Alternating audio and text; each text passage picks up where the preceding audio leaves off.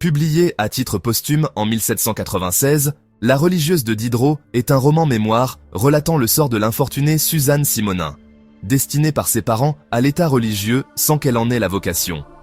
Le roman est décrit par l'auteur même comme une effroyable satire des couvents, et qui est à l'origine d'une mystification qui a eu lieu en 1760, imaginée par Diderot et un groupe d'amis, dont Grimm et Madame d'Épinay. Leur intention est de faire revenir le marquis de Croixmare à Paris après un long séjour à la Normandie. On peut résumer l'œuvre en respectant l'ordre chronologique des événements et celui des couvents fréquentés par la protagoniste. Alors qu'elle n'a que 16 ans, les parents de Suzanne souhaitent qu'elle prenne l'habit de religieuse. Elle fut envoyée donc au couvent de Sainte-Marie. Telle n'est pas sa vocation, mais elle effectue tout de même son noviciat pendant 2 ans. Puis, on désire, contre son gré, qu'elle reste dans les ordres. Dans cet intérêt, une cérémonie fut organisée, afin de permettre à Suzanne de prononcer ses vœux. La protagoniste refuse de les prononcer, et voilà donc de retour à la maison, devenue une prison. Ils espèrent obtenir un héritage en faisant de Suzanne une religieuse. Pendant ce temps, elle apprend qu'elle est une enfant illégitime et que sa mère ne souhaite pas qu'elle partage l'héritage avec ses sœurs et l'exhorte dans la voie religieuse afin d'expier sa faute. C'est alors qu'elle accepte de prendre le voile et d'intégrer un nouveau couvent, Longchamp.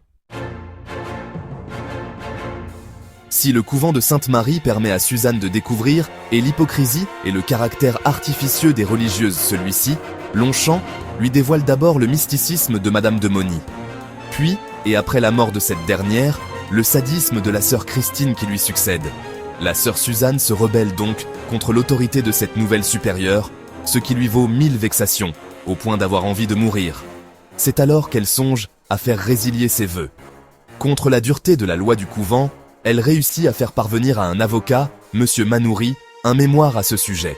Apprenant que sœur Suzanne veut quitter les ordres, sœur Sainte Christine cherche à la convaincre d'y renoncer. Sans y parvenir, elle se heurte alors aux différents moyens de violence et de torture. Seule la sœur Ursule, qui est amoureuse d'elle, est à ses côtés avant de périr. Il faut attendre la visite du grand vicaire Hébert pour que le mauvais traitement de la sœur Sainte-Suzanne cesse. Le procès pour quitter le couvent est plaidé et perdu. Elle recommence alors à subir les vexations de ses camarades et doit se nourrir à même le sol. Elle se voit obligée de renouveler ses vœux dans une parodie de cérémonie. L'avocat a agi et sœur Suzanne sera transférée au couvent de Sainte-Eutrope. La mère supérieure du nouveau couvent, dont elle tait le nom, tombe bientôt sous le charme de la protagoniste. Cette dernière découvre le saphisme de la supérieure et n'hésite pas à la dénoncer, la veille de la Pentecôte, à son directeur confesseur, malgré les avertissements de sa supérieure. Le directeur la pousse à ne plus voir sa supérieure seule à seule et à se refuser à ses caresses. Suite à ce refus, la supérieure devint peu à peu folle avant de mourir. Sœur Suzanne est alors enlevée par un jeune bénédictin qui tente de la violer. Elle se retrouve dans une blanchisserie où elle tente de cacher sa fuite du couvent. C'est de là qu'elle écrit au marquis de Croixmare dans l'espoir qu'il lui trouve une condition dans n'importe quel emploi. Pour conclure, et en plus de la satire des couvents, la religieuse de Diderot tourne autour du topos du consentement féminin.